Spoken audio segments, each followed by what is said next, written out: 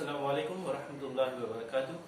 Dear students, after many days again back from the vacation, we will move towards the next chapter, that is semiconductor. Last chapter of your subject, chapter number 14, semiconductor.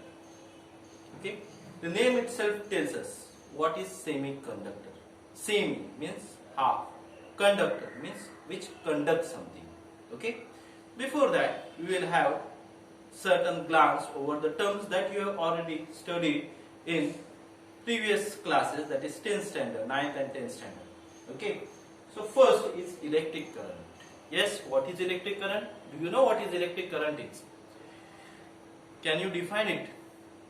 So if I ask you, you will answer me that what electric current is nothing but flow of electron or flow of charge.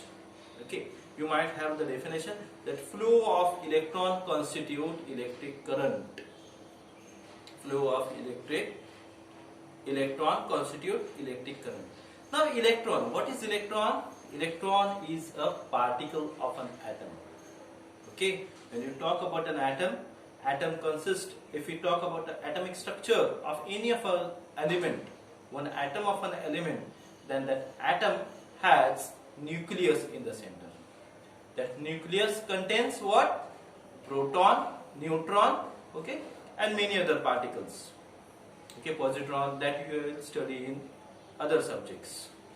Okay, and around that nucleus there are certain circles called as orbits. Okay, you had also called it as shells, right? So in that shells there are certain things that continuously revolve around the nucleus, and that things are called as what? Electrons. When you talk about charge on the electron is negatively charged, whereas proton, which is present in the nucleus of an atom, is positively charged. And one more interesting thing is that the number of proton in the atom of a particular element is equal to number of electrons. Number of proton which are present in nucleus is equal to number of electrons which are in orbit, which are in shell, that are revolving around nucleus. So number of positive charge in the nucleus is equal to number of negative charge around the nucleus. So total positive and negative balance each other. Positive and negative balance each other. So at all, atom is electrically neutral. That you have studied it. Okay. So electric current, we have studied what is electric current. Flow of electric charge. Okay. Now when I say that electron has negative charge, okay, and what is the charge of an electron? 1.6 into 10 raised to minus 19 coulomb. That much charge that one electron has. If one electron flows, that means how much charge flows? That is 1.6 into 10 raised to minus 19 coulomb. That much charge flows. Okay. So flow of the charge constitute electric current. Now another term that you are familiar with, resistance. Okay. What is the resistance? Resistance is what? Opposition. To resist something, to oppose something is called as a resistance. Okay. What is resistance? Resistance is what? Power of opposing someone. To resist, to stop. Okay. So resistance is what? Opposition to flow of electron in electric current is called as resistance. Okay. What is resistance? Opposition to flow of electron or electric current. When I talk about electric current, it is nothing but a flow of electron, that is flow of charge. Flow of charge is nothing but flow of electron. Again I am repeating it. Okay. So if someone is opposing to flow of electron, to flow of electric current, that means that particular thing is offering the resistance. Okay. See, when you have the wristwatch, that wristwatch have, on some wristwatch it is written what? Water resistance. That means if water goes inside it, it resists the water. Then also it will not affect the working of your watch. Okay, water resistance. Okay, so it resists the water. Got it?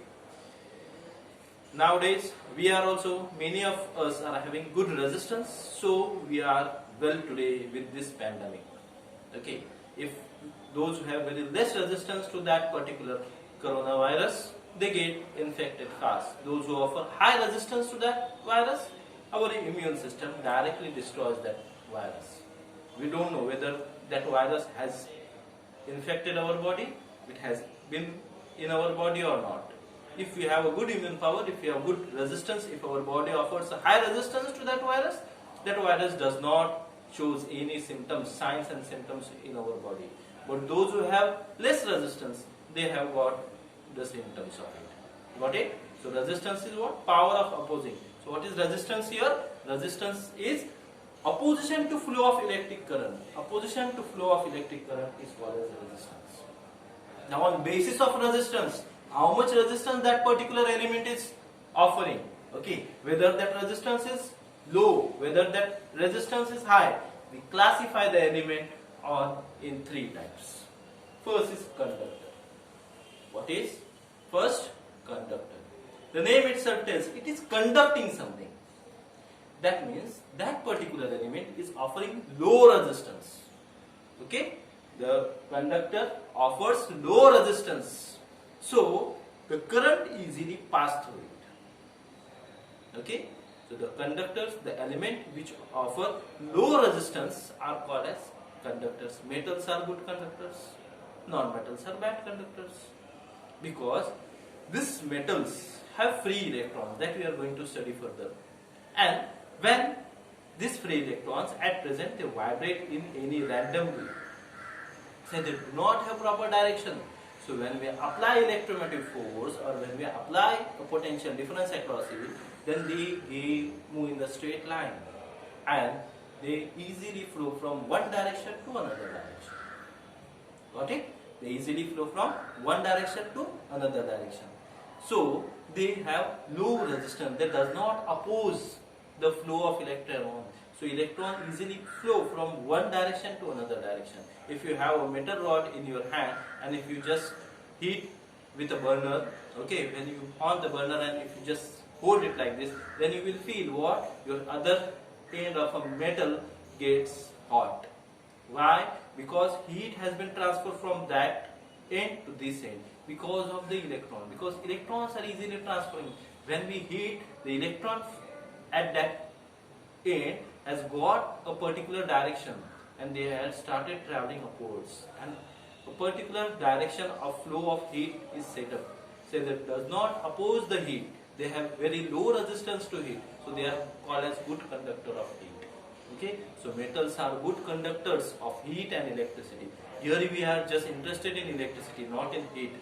So just to understand, I have given you the example of it. Got it? So same way, when you apply electric current at both the end of the metal, then the electrons start flowing from one direction to another direction. They start flowing from positive terminal to negative terminal. Got it?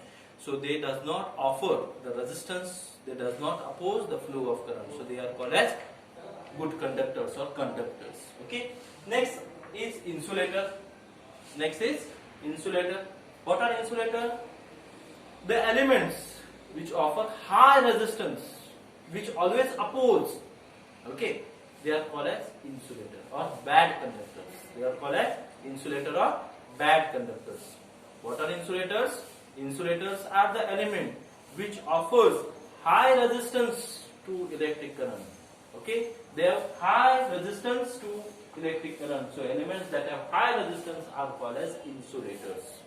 Okay, and the next is semiconductors. Now again, see, semi means half and conductors. So these are the particular elements that behaves as a conductor at particular temperature, at particular time. Okay, and they behave as a bad conductor. So they have both the properties inbuilt. They can work as conductor also, they can work as insulator also. So such thing is called as semiconductor, and the invention of semiconductor has given a vast expansion in this electronic world, today's world. So the mobile, all electronic things which we use nowadays are mainly working on this semiconductor device. All the devices, mobile, laptop, computers, okay, maybe your emergency lantern, many of the things today nowadays which we have CFL bulbs. So all these things are working on semiconductor devices, okay, because they have both the properties, so we can utilize for both the work, okay. When we require them as a conductor, we can utilize them. When we require them as a bad conductor, we can utilize them. So as they have both the characters, so the name is semiconductor. So element that sometimes behaves as a conductor and sometimes behaves as an insulator are called as semiconductors. Got it? What is semiconductor? This is just an introduction of semiconductor. If you see your modern periodic table, okay, then you have a zigzag line. Yes? If you recall modern periodic table which you have studied in 10th, chapter number 2 I guess, okay, school of element, in that if you see the zigzag line, that zigzag line contains elements such as silicon, germanium, okay, and that all are metalloids. And metalloids are mostly semiconductors. Metalloids are mostly semiconductors. Metals are good conductors, non-metals are bad conductors, and metalloids are semiconductors. Why? See, if you see the electronic configuration, okay, then in electronic configuration, if you see the electrons which are present in outermost shell. If you talk about a metal, if I talk about a sodium, how many electrons are present in outermost shell? Only one. Potassium, only one. Magnesium, just two. Okay. So if you see, less than 4 electrons are mostly present in outermost shell of the metal. Okay, if you see the electronic configuration, and if you we are just interested in outermost shell. So if you see outermost shell, only hardly 1, 2 or 3 electrons we will find in case of metal. Whereas in case of non-metal, 4 or more than 4 electrons you will find. Mostly more than 4. Okay, you can see chlorine, fluorine, bromine, all this. Okay. If you see, you will find more than 5 electrons, 6 electrons, boron, phosphorus. Okay. So if you see what, you will get more than 6 electrons, more than 5 electrons in outermost shell. Whereas if you see the metalloids, germanium, silicon, you will find what? 4 electrons in outermost shell. So this 4 electron they does not give, they does not take. So they share with each other. Okay. So we add something with them. Okay. When we talk about barium, beryllium, okay, silicon, germanium, we add something in that so that they behave as a semiconductor. Okay. They itself are the semiconductors, because they have 4 electrons in outermost shell. So when at particular temperature, that electrons which are present in outermost shell, they become free to flow, so easily conducts the electric current, so they behave as a conductor. At particular temperature, the electron retain in that particular state only and they are not free to move, they are not free to vibrate, so they behave as they have high resistance, they offer high resistance and behaves as a insulator. Okay, so semiconductors are such devices, such elements which have both the properties of conductor as well as a insulator. Further part we will see in the next video.